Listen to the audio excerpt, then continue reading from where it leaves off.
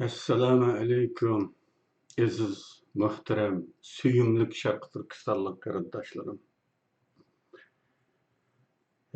Bugün aldıraşlık içinde bir tema hazırladım. Bunu bugün deyişinin zürüriyeti bağımeti, bunu mu çoğunquraq oylap görmedim doğrusu. Belkim zürüriyeti bağdı. Belkim üzem bayqıgan bir haqiqatni, üzem bayqıgan bir ameliyatimizni, ameliy ahvalimizni aldın ala sizler bilen ortaklaşıp konularda ma'lum tayyorlik, ruhiy tayyorlik, çağrı tedbir uyg'otishga tirishgandaman. Qanday bo'lmasin, bunday bir temani so'zlashni qaror qilib qoldim. Chunki bu mening ko'nglimda uzun bo'ldi bu shakllangani. Buni o'tirib deyishning hojati bormidi, yo'qmidi deganni o'ylab o'tamadim qisqasi. Ko'rayotganinglardek tema Sharq Turkistonliklarda rasmiy ish qilishning ikki yo'li haqida. Ikki yo'l. Faqatla ikki yo'li var demoqchi bo'lgan bo'lishimiz mumkin. Yoki bizning o'ylaganimiz faqat bu ikki yo'l va boshqa yo'llar haqida yana boshqalar o'ylab ko'rsa va izlanib ko'rsa bo'ladi. Demoqchidirmiz, qanday bo'lmasin, bu tema bugun so'zlanadi. Aldı bilan men bir ishni qarindoshlarimga deb qo'yay, bu ekrandan foydalanib. Nurg'un qarindoshlarim, nurg'un ixlosmandlarim mening bexatarligimdan bek endish qilmoqda. Chunki o'tirdi ko'rilayotgan bir atmosferada Xitoylar chet ellardagi barliq odamlarni safarbar qilib, meni bu da'vodan uzoqlashtirish, uzoq tutish, nazardan tushirish qatorliq bir kompaniya boshladi. Va ko'p qatim mening deb kelayotganimdek, aziz millatimizda milliy sezgurlik, milliy manfaatni oldingi o'ringa qo'yish tuyg'usi kam bo'lganlikdan, tarixdan ta bugungacha shaxsiy manfaatini, shaxsiy nom obro'yini, umuman shaxsiyatini, umumiy milliy manfaat, milliy afzalligimizni yoki milliy ustunligimizni ustiga qo'yib oladigan odatimiz tufaylidan kichik husumatlar, ushoq ziddiyatlar, manmanliklar va bir qatim ochchig'ini chiqarib olishdek xumor uchun dushmanning bu kompaniyasiga qatilib, dushmanning kuchini texmi zo'raytib bermoqda va bilib bilmay fitna fasodlarni ulg'aytib va uni yeyishga yordamda bo'lmoqda. Qarindoshlarimizga ma'lum, men istixborot haqidagi tunji temada xalq orasida so'z cho'chak yeyish, fitna fasod terishning istixborotning tashviqot bo'limi tarafidan planlanib qilinadigan bir xil istixborot operatsiyasi ekanligini deb o'tgandim. Shu operatsiya bugun sahnada. Buningdan ogoh bo'lasizlar.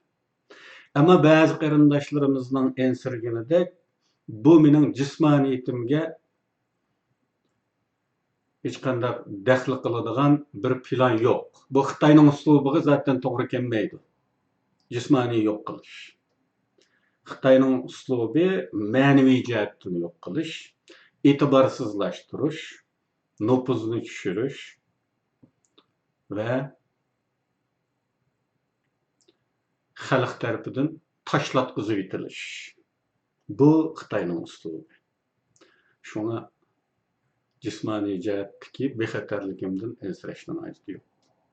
Shundaqla mening dushmanlarimning bek ko'pligi haqidagi bu ogohlantirishlar deydiganim shuki, o'tganda men bir so'zimda deb o'tgan, dunyoda o'tgan mashhur odamlarning birisi bu dushmanlik masalasi haqida bir mashhur gapni qilib ekan. Men uni manbasini va bu odamning ismini yozib qo'ymabdiman. Uning tushuntirishi bo'yicha dushmani bo'lmagan odammi hisoblanmaydi debdi. O'g'il bolaning o'g'il bolasining dushmani bo'ladi. Masalan, Tulxotindek misildab va pisildab hamma narsadan ehtiyot qilib, hamma narsadan cho'chib yashaydigan bichara turdagi odamlarning dushmani bo'lmaydi. Dushmani bo'lmak ve ashaddiy ve jiq düşmanları olmak bu adamның aslida süptini ölçeydigan ölçemlerinin birisi. Şunu bunundan mı ensirişimlerinin haceti yok. Allah biz bilen. Şimdi ben teyime geley. Mening bu bugünkü deydigan bu sözlerimni anlap bir yerlere kelgende nurg'un qarindoshlarning jiddiy qarshi fikrlari qo'zg'aldiganligini his qilib turaman. Albatta deganlarimga qat'iy qo'shilmaydi. Chunki bu xalqimiz anglashni kutayotgan mazmun emas. Bizning xalqimiz anglashni kutayotgan mazmun qaysi? Quloqqa xo'sh yoqadigan, shirin papilaydigan, yolg'on chiroyli gaplar. Bizning xalqimiz kichik boladek papilanishni yaxshi ko'radi. Uni kutadi. Uni g'idiqlasangiz achchig'i ketadi. Psixologiyada deyilgan mayillik qilipi nazariyasi bo'yicha bu mazmunlarni anglash, chaynab ko'rish, tetib ko'rish, hissiy tajriba qilib beqish tayyorligimiz bo'lmag'achqa darhol qarshilikda bo'ladi. Ama mening vazifam qarindoshlarimni shirin yolg'onlar bilan papilash emas, balki ochiq reallikqa yuzlantirish. Shunga o'zimga 5 qo'ldek ayon bo'lgan ishlarni demasam bo'lmaydi. Ammo ayon bo'lug'liqning hammasini emas. Ba'zi gaplarni haqiqatan deyolmay dunyodan ketishim mumkin. Shu anda men bilgan ba'zi ishlarni deyolmay dunyodan ketishim mumkin. Chunki qarindoshlarimda bularni qabul qilish emas, ko'tugidekmi? Ko'tiraligidekmi ro'yi tayyorlik yo'q. Saviyam yo'q. Bularni balkim 50 yildan keyin deyishga bo'ladigandir. Yoki shu chaqdimi ta'sir etdi, bilmayman. Bular tuttursun, bugungi deydiganlarim garchi qarshilik uchraydigan bo'lsa-mu, yanala aql bilan o'ylab ko'rilsa, qabul tepiladigan turdan. Aql bilan o'ylasak, hissiyat bilan o'ylasak albatta qabul qilinmaydi. Millatlarni falsafiy millat, she'riy millat deb ayirib ekan Grim. Germaniyalik. Falsafiy millatlar aql bilan o'ylab ish qilamish, she'riy millatlar hissiyat bilan. Shunga o'xshash. Uyg'urlar amaliy bir ish qila olamdi. Savol bu. Qila oladigan bo'lsa, bu ish qanday yo'l bilan mumkin bo'ladi? Bu savol mendan so'ralsa, men bunun ikki yo'li bor. Biri yakka harakat, yana biri majburiy harakat deb javob beraman. Bunga diqqat qilinglar bu ismga. Bu ikki turning ismiga. Birisi yakka harakat, yana biri majburiy harakat. Endi 3-cü, 4-cü yolları bolsa, bunu başqa tədqiqatçılar izlep oturup koysa boladı. Mening tapalığım mışı 2 tür, 2 yol. 20 yılның aldida yazılıp keyin toplamga kirgizilgan ba'zi maqolalarimda men bulardan bir turini oturup qo'ygandim. Ya'ni yakka harakat shaklini. Buni vatan ichidagilar uchun yoki dushman muhitidagilar uchun uyg'un usul deb sharhlagandim. Ya'ni bir odamning Xitoyga qarshi harakat qilish niyati va jasorati bo'lsa-ham, o'zi yolg'iz harakat qilsa, buningda xavfning prosenti zo'r darajada tuvallaydi. Chunki tarixda ko'rilgan sonsiz mag'lubiyatlarimiz, uchirgan qirg'inlarimiz, bastırılışlarımız o'xshib ketadigan sabablardan bo'lgan. Plan tuziladi, harakat vaqti bekitiladi. Bir kun qolganda, ya'ni harakatlanish harpisida tutilib bastırıladi. Chunki aradan bir shaxsiy, ya'ni bu planlarga, bu tashkilotga yoki bu to'pqa ketilganlarning arasından birisi shaxsiy istiqbol qayg'usiga tushib, birdilla oynaydi da xoinlik qiladi. Yakka harakatning bexatar tarafi dal mana shunda xoinlikning yuz bermaydiganligida. Chunki o'zing deb qo'ymaydiganliging aniq. Eng ishonch qiyg'ili bo'ladigan kishi o'zing. Sama voqeasi tariximizda eng parlaq o'rin tutadigan mo'l usulliq bir qarshilik harakati bo'lib, ikki odam tarafidan o'rindalgan. Gerçi ikki odam bo'lsa-mu bu, buni yakka harakat sifatida ko'rish mumkin. Chunki harakat qiluvchilarning qandoshlik munosabati bo'lg'achqa, ikkisi bir navra. Bir odamdekla ishonchlik bo'ladi. Agar bu harakat planiga 3-cü bir shaxsni qo'shib olgan bo'lsa, balkim chatoq chiqishi ehtimol edi. Yakka harakatda qaror berish, planlash, harakat etish hammasi bir odamning ishi bo'lg'achqa talash tortish yuz bermaydi. Ko'ngilni sovutadigan, shak tushiradigan, qo'rqinch soladigan gap so'zlar bo'linmaydi. Bir-biriga bas selib, mal och qoladigan vaziyatmi kelib chiqmaydi.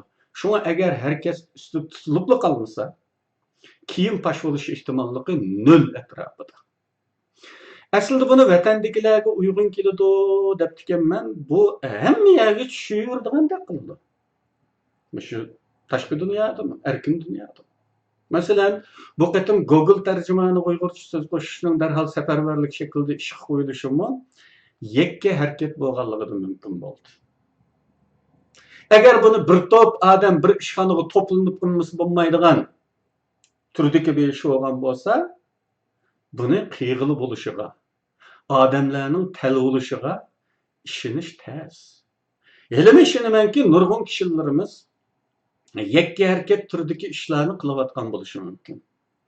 Men deymanki, bu qarindoshlar chet ellarda garchi bexatar bo'lsa-mu, yana bu qilayotgan ishlarni sir tutqani afzal. Eng yaqin do'stlarimni bilmagani yaxshi. Chunki ba'zilar hech bo'lmasa sovutish xarakterli so'zlarni qilib to'xtatib qo'yishi mumkin. Men yakka harakat qilayotganlarning barligiga buncha ishonch bilan hukm qila olishimning sababi millatimizda yanada haqiqiy vatanparvarlarning borligiga ishonganligimdir. Men yakka odamlar uchun qiyg'ili bo'ladigan bir muncha ishlar haqida bishorat bergan. Esonli bo'lsa kerak. 2017'lerin oxirlarida belki yoki 2018'ning boshlarida. Yakka odam qila oladigan ishlardan bishorat bergandim. Buni esida tutgan o't yuraklarning borligiga ishonaman.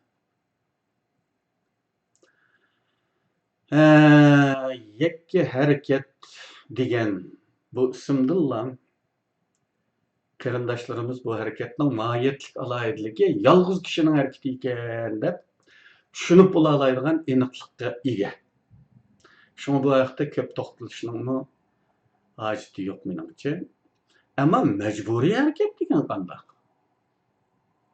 Bu vaqtda cho'qim qiziqishinglar yuqori chekda bo'lishi mumkin. Garchi atalg'uning o'zidan harakatning majburiyligi chiqib tursa-mu, Lekin yana nurg'un tushunilishi kerak bo'lgan taraflari bor. Kim kimni majburlaydi? Nimaga? Nima uchun majburlaydi degandek. Amaliyatimiz kuzatilsa, hatto yaqinqi zamon tariximiz kuzatilsa-mu, o'tirdi bir necha bosh bo'lganda. O'tirdi bo'y ko'rsatib yurgan bir necha bosh bo'lganda, ularning birlashmaganligini, birlashtirishga hech kimning aqli yoki kuchi yetmaganligini ko'ramiz.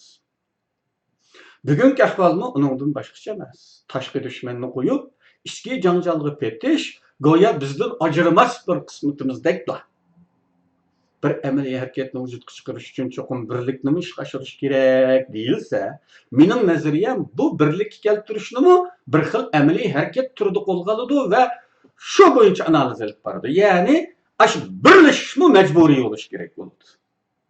U holda birlashtirishdan tortib dushmanga qarshi amaliy harakatlargacha hammasi majburiy bo'lish kerak deganlik. Bu shunday majburiy bo'lish kerakmi? Buningga majburiy bo'lish kerak deb javob bersak, albatta bu insonlik sifatimiz uchun ayib. Ayib bu. Xuddi urinishga tayoq kerak bo'lgandeklar. Kerak emas deyli desak, shunday bo'lishga majbur bir vaziyatimiz borligi rost. Haqni deyli qarindoshlar. Unda pardozlangan chiroyli oq maskatlarni demay, haqiqatni deyli amaliyatimizga qaraylik. Shunda bir vaziyatimiz bor. Yakki shaxs sifatida aktiv bo'lgan kishilarimiz kollektiv sifatida harakat ichida nimishqidir qashonlashib ketadi. Bölünüş vaziyatidagi to'plarga gap qilib bo'lmaydi. Birlashish kerak, ittifoqlashish kerak degandek haybatli shiorlarni aqlli ko'rinish havisidagi nurg'un kishilarimiz takrorlab tarixdan beri kelayotgan bo'lsa-mu, vaziyatda hech o'zgarish bo'lmadi, ham bo'lishiga hech kimning ko'zi yetmaydi. Bir tarafda dushman istixboroti aktiv ishlash vaziyatida bo'lg'achqa parchalash planlarini to'xtamay yanılab ijro qo'yib turdi. Gerçi buni aniq ko'rolmasak-mu, astoriddan dushmanning josuslik harakatining rol o'ynayotganligini hech kim inkor qilolmaydi. Bundaq vaziyatda orzularimizni ishga oshirishning unumli yo'li haqida izlanayotgan mutafakkirlarimiz halollik bilan deb baqsin. Majburiy harakat shaklidan boshqa yo'l bormi? Endi majburiy harakat degan nima? Uning ishlash funksiyasi qandaq? Bu haqda to'xtalib o'tamiz. Yaqinqi zamon tarixida bo'lib o'tgan majburiy harakat misollaridan biri Natsistlar partiyasining SA'chilar guruhi. SS emas, SA. Bu anglashlar qurilgan. Ya'ni qo'ng'ir kiyimliklar. SSlar qora kiyimlik, xabaringlar. Qo'ng'ir kiyimliklar. Bular Natsistlar partiyasining kaltakchilari hatirti bo'lib, bularning vazifasi partiyaning eng xatarli dushmanlari, partiya ichida Gitlerning raqiblari qatorli foydasiz omillarni tugitib, partiyani bir qo'mondonlik ostida uyul tashdek birlashtirish. Tashqi jihatda partiyaning xalq ichidagi ijobiy ta'sirini yo'q chiqarib, salbiylashtiruvchi dushmanlarga qarshi turish. Ijro shakli oqshomlari nishondagi shaxslarning uyiga yoki ish yerlariga berib, onunga tahdid selish, bu ishlamasi kaltaklash, bu mukar qilmaganlarni oradan yo'q qilish qatorliq vositalarni qo'llangan. Natsistlar partiyasi taxtga chiqqandan keyin bir mezgil SSchilar bilan tang mavjud bo'lgan bo'lsa-mu, keyin amaldan qoldirilgan. O'zimizning tarixidan misol beradigan bo'lsak, ikkinchi qatimliq Sharq Turkiston inqilobining vujudga chiqarilish jarayonidan taki oxirigacha mana shunday majburiy harakat shakli qolgan. İnqilobni tashkillovchilar Sovet KGB'sining yetakchiligida qurilgan Sharq Turkistonni ozod qilish tashkiloti edi. Almutida qurilgan. Sovet ittifoqining har qaysi joylarida yashayotgan Sharq Turkistonliklar ichidan tanlangan kishilar Almutiga keltirilib, bu tashkilotga to'plangan. Hamma ish mana mushu tashkilotning qo'mondonligi ostida planlangan. İnqilob portlab urush vaziyati shakllantirilgandan keyinmi ikkinchi uy, ya'ni Vtoroy dom namidagi organ inqilobning rasmiy qo'mondonlik shtabi bo'lgan. Ikkinchi o'y Sharq Turkiston Jumhuriyati hukumatidan bakrak huquqliq organ bo'lishni davom qilgan. Nima uchun buni majburiy harakat turiga misol qildi? O'ylab baxtinglarmi qarindoshlar? 80 yil o'tgan bugungi kunda ikki Uyg'urni bir yerga keltirishning qiyinligi bilan osh xalqimiz bugungidan texmi qaloq zamonlarni bu birlik, bu intizom qanday vujudga kelgandi? 80 yilning oldidagi xalqimiz bugungidan cho'qim texmi qaloq, texmi saviyasiz, vatanparvarlik ufqimi texmi tuvan. Oshundoq turib, bu birlik, shu Sharq Turkiston milliy inqilobidagi birlik, bu intizom qanday vujudga kelgandi? Buni o'ylab ko'rganmidingiz ilgari? Cho'qim o'ylab ko'rmadingiz bu taraflarni. Siz faqat oldidagi ko'rinish bayram shodligi.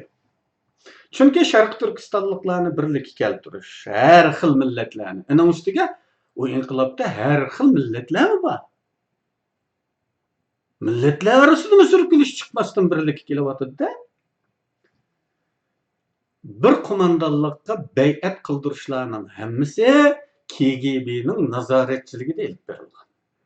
Şunu bu harekette birinci qatimliq Sharq Turkiston inqilobidagidek murakkab tarkiblar, har xil kuchlar o'tirdi ko'rilmagan. Birli kuch bor, birli milliy armiya bor. Hatto qo'llariga qurol berilgan jangchilarning ichki majra qilib, majraning oxiri bir-birini etishlarga ep bormasligi uchun har vizutda birdan KGB odami nazoratchilik qilgan. Bu holda qarshi fikrdagilar ko'rilgan amallar yig'ishtirilishi aniq. Şunu bu harakat intayin birlikka kelgan, intayin tashkillik, plan programmalik shaklda olib berilgan. Bundaq bir majburlovchi omil bo'lmagan birinchi qatimliq inqilobda Sobit Damolla yetim qolgan chaqlar bo'lgan. Hatto Sobit Damollani Temur Siyjon qo'lga olib, qamab qo'ygan. Emir sahib Nur Muhammadning xotin qismlari tarafidan turmadan chiqarilgandan keyin takror faoliyatini boshlagan bo'lsa-mu, bakmi utuqliq bo'lmagan. Masalan, iqtisodiy masalalarni qilish uchun fasohatlik notiq bo'lishdek alohidlikka ko'ra vaziyatib, avomni ta'sirlantirgan bo'lsa-mu, baylar mit qilib qo'ymagan. Hatto bir misolda deyilishicha, Sobit Damolla Umarbayning oldiga berib, iyoni so'rab soatlab so'zlagandan keyin Umarbay masxirlik, zaharxanda gaplardan keyin bek to'la so'zlab ig'izlarining suyi qolmadi. Bo'pti, 5 tanga beray deb 1 tanga berdi. Sobit Damolla sabdoshlari yana qaytib kelib, qo'lidagi 1 tangani ko'rsatib turib, ko'ziga yashagan holda millatning enidagi ozodlik huquqining naqadar o'liklik haqida gap qilgan. Harbiy kuchlar taraflarini birlashtirishga imkon bo'lmagan. Garchi Xo'ja Niyoz hojiga Cumhur reislik berilib, yemchiq qilingan bo'lsa-mu, hoji o'z kuchlarini Sharq Turkiston hukumati uchun ishlatishdan o'zini qochirgan. Sharq Turkiston Islom Jumhuriyati amaliyotda O'rta Osiyodagi qoldiq bosmich kuchlardan bo'lgan Setavoldijonning bir bo'lib kuchi bilan O'zbek polki bilan qurilgan. Mecburi harakat usulining psixik arxi ko'rib zaminini kuzatsakmi, bundaq usulning biz uchun doğru ekanligini ko'rib olamiz. Chunki biz nayt uzoq bir tarixdan beri boshqalarning boshqurishida bo'lib keldik. Boshqalarning boshqurishida bo'lganlikdan hech bir harakatni o'z ixtiyorimiz bilan qilmaydigan, majburlanish tufayli qiladigan psixik shakllantirdik. İxtiyorimizga qolsa hech ish oqmaydigan darajaga bo'lib qoldik. Bu halda biz demokratiya sharoitida siqilishdan birdil qo'yitilgan projening oqiga tepishidek benormal demokratiya eni paydo qilishga ulgurdik. Hamda xuddi bayning aka bolasidek besham, ushuq, degini degan bir xarakterda yenidan maydonga chiqyapmiz. Bu holda amaliy harakatlarni qo'yib turing-da, bek to'la ta'kidlanib, bek ko'p odamni mashhur qilib yutib qolgan ittifoqliq birlashish degan buyuk loplarni ishga oshirishning bir utopiya ekanligini va bu utopiya sifatida qiyomatgacha ketadiganligini mo'lcharlash tas emas. Xo'sh, undaqda biz agar majburiy harakat shaklini qo'llanadigan bo'lsak, bu ish zot qanday konkret shaklda bo'ladi? Buni SA'chilar tipidagi bir atrat qurish orqali qilishga bo'ladi. Lekin bu atratning qurilishimi bizdagi mavjud shartlarda mumkinchilikdan uzoq. Biri, biz uzoq zaman qon to'kib boqmag'achqa bek qo'rqinchoq bo'lib ketdik. Onun uchun bundaq bir guruhga qatilishga jasorati bor odam tepish tez. Egizda shuvarlar yangroq bo'lishib qaramay, buni rasmiy sinab boqqan vaqtinglarda cho'qim ko'rasizlar va so'zimning to'g'ri ekanligini e'tirof qilasizlar. Odam tepilmaydi. Ba'zilar guruhga qatilinishi mumkin. Buni shaklan bir narsa deb o'ylab qilib yoki xiyolparastlik kuchaygan minutlarga to'g'ri kelgan bo'lsa, birdamlik hayajonga berilib qatilib qolishi mumkin. Ammo uningga Ahmetning nuqonisini elib yetib kel deb vazifa topshirilganda birdilla yili chiqib shumshuyib qolganligini ko'ramiz. Uning kallasi hayoti bo'yicha eng chechan, eng ro'shan shaklda ishlashga boshlaydi. Shaxsiy istiqboli, ailesi, balası, kalası, hamma narsa ko'z oldida zohir bo'lib, tamoman bo'shib ketadi. Chunki bu vazifa bizning nuqtamizdan qaralsa sharafli bir vazifa. Ammo turishliq davlat qonuni nuqtasidan qaraganda jinoyat. Bu holda tutilib qolish, turma, oilaning vayron bo'lishi, istiqbolning qaror bo'lishib ketishlari kinoning tistek oldidan o'tmay qolmaydi. Shuning bilan bu qahramonimizning mingisi eng kuchli funksiyalik rolini joriy qilib, o'zini tushunmasdan, yana inovatini saqlab qolgan holda vazifadan qutulishning ishonarli bahonalarini ishlab chiqarishda rekord yaratdi. Bundaq bir ishni odamlarimiz bak qahramon bo'lgan taqdirdami, g'arb jamiyatida qilishning imkoni yo'q. Sharq davlatlarida bir oz bo'shliq bor. Ammo yuqorida misol qilganimiz dal sharq mamlakatlarida qilingan tafakkur siniqi bo'lib, garchi ma'lum qonuniy bo'shliq bo'lgan taqdirdami, o'zimizdagi bo'shanliq tufayli umi mumkin bo'lmaydi. U holda bu usulni aqmaydi ekan-ku deb so'ralishchi-ku. Rost. Agar ma'lum bir kuchli davlatning qo'llashi bo'lmasa, bu usulni kerak kelmaydi. Agar ma'lum kuchli davlat qo'llasa, bu ish qanday ro'yobga chiqadi? Ya'ni shu haliqi jur'atsiz Uyg'ur bilanmi deb so'raysizlar, aqcha. Qo'llug'uchi davlat yuz bergan hodisalarga ko'z yumadi. Ahmetning nuqunisining elinishiga, Samatning pachiqining chiqirishiga. Qonun buni aniqlagandek ko'rinib, natijada topolmay qoldi. Shunda bo'ldi. Harakat boshqa davlatlarda bo'lganda tarbiyalash, qulaylik yaratib berish, qutqizib berish qatorliq afzalliklar ta'min etildi. Buning bilan boshqa davlatlarda harakat qilish imkoni ortdi.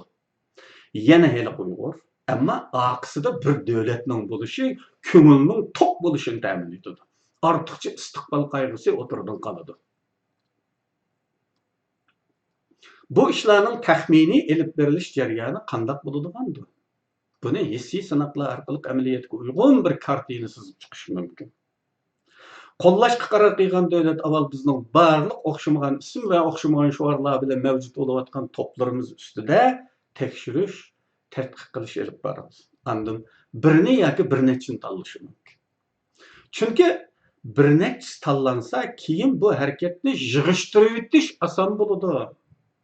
Bir yoki bir necha lider tanlandi, andan bu birlikka keltirishga qarshi turadigan raqiblarning bir nechasi adablanadi. Başqalarının pisi qırab, ağzını şok tutuşqa məcbur oldu. Şunun bilan nəhayət tizla birlik iş qaşıdı. Bu bir dövlət üçün o kadar asan ki, hazır bizning ko'zimiz yetməyotgan bu ishlar bek tizla arzumuzdagidek şəkildə ro'yobga chiqadi. Qolgan ishlarni shu yo'sinda qamlashib ketaverdi. Nima uchun? Tamamen birlikka keltirilmaydi. Bu mumkin emasmi yoki qasdan shunday qilinadi? Birlikka keltirilishi mumkin, birlikka keltirilmay 2 yoki 3, 4 guruhga o'xshash qo'llanishi mumkin. Masalan, Afg'oniston Sovetga qarshi tashkillanganda 7 o'xshamagan to'p yoki partiya mavjud edi. Hammasi o'xshash saviyada ko'rilib, yordam qilindi. Buningda har xil o'ylangan bo'lishi mumkin. Hem taraflarning aktivchanligi urushdagi jasoratini musobaqa shaklida rivojlantirishga foydasi bo'ladi deb qaralgan. Hem urushdan keyingi Afg'onistonning birlikka kelgan bir hokimiyat qurib olmasligi her doim mudohilaga uchiq nishon bo'lib qolish uchun bundaq parchalanishning urug'lari saqlab qolingan bo'lishi mumkin. Chunki uyan, bu qo'llashlarning hammasi uyan. Uyan bo'lgan ekan, u sahna oxirlashishi kerak, parda tushishi kerak. Bizga qartami bu usul tanlanishi mumkin. Yana biri majburiy birlikka keltirish. Buningda xalqning zo'r ko'pchiligining irodasiga vakillik qiladigan idea, orzu asos qilingan holda bir tanlanishi mumkin. Andan boshqalar uningga majburiy qo'shiladi. Qarshiliklar nuqunusini elish usuli bilan bir taraf qilindi. Eng suyulgan bir lider tanlandi. U boshqa qo'yiladi. Ammo bu liderni taxtga chiqqan qadar qo'llash ehtimoli yo'q. Chunki bunda xalqparvar liderlar o'yinga kelmay, xato qilish ehtimol. Buning uchun harakatning beshida rivojlantirish, umumiylik qo'zg'ash ehtiyojidan bundaq lider bosh qilinsimi, g'albiga yoki ko'zlangan ma'lum manzilga yaqinlashganda lider almashtirib etilsimi bo'ladi.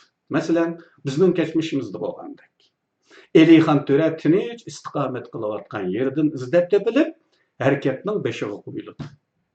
Maqsadga yaqinlashganda Elixon To'ra o'tirdan g'oyib qilinib, o'zlari bir qo'lliq tarbiyalagan gap anglaydigan Ahmadjonga almashtiriladi. Chunki qo'llovchi davlat insonparvarligidan hissiyotga berilib qo'llamaydi. O'z manfaatining taqozzosidan qo'llaydi. Amaliyotda bu qo'llash bir siyosiy o'yin bo'lib, yanada mustamlika millatlar uchun nurg'un foydali taraflari bor. Bu qat'iy bu o'yinga kelmaslik kerak demoqchi emasmiz, bunday deyishga bo'lmaydi. Masalan, shu ikkinchi jumhuriyatni barliqqa keltirgan inqilobni desaklar, buni ko'rib yetamiz. Garchi buningdan xalqimiz moddiy bir foyda ko'rmadi. 100 minglar shahid berish badaliga hech narsaga erishamadi. Natija yana Xitoy bo'yinturg'i bo'ldi. Lekin ma'naviy jihatdan bizning iftixorimiz tarix sahifasi hosil qildi. Sharafli bir tarix yozildi. Her eslisakla tekrar qoldirimiz urg'uydigan qahramonlik ulgulari tikladik. Xullas shuki, yakka harakatdan boshqa majburiy harakatlar biz uchun eng unumli yo'l bo'lib, ixtiyorimizga qolgan ahvolda kutilgan, orzu qilingan hech bir ishni vujudga chiqarish imkonlarimiz yo'q va bag'an siri tugab bormoqda. Qarindoshlar, mening deganlarimni yeniklik bilan bir peshvadillam tepib cho'rib etmanglar. O'ylanib o'zingni kallangni sinab qilib beqinglar. Eng yaqin do'stinglar bilan bir ish ustida talashib qolgan bo'lsanglar, ashu do'stinglar bilan birlikka kelib beqinglar.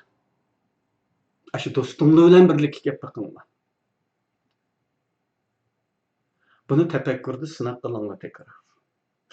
Atrofingdagi amaliyotlarga birlashtirib qayta o'ylanib beqinglar, uningdan keyin fikr qilinglar. Hammanglarga xayr xo'sh. Allah hammanglarni niyat qilgan ishlaringizda muvaffaq qilsin. Kelar qatim ko'rishguncha xayr xo'sh.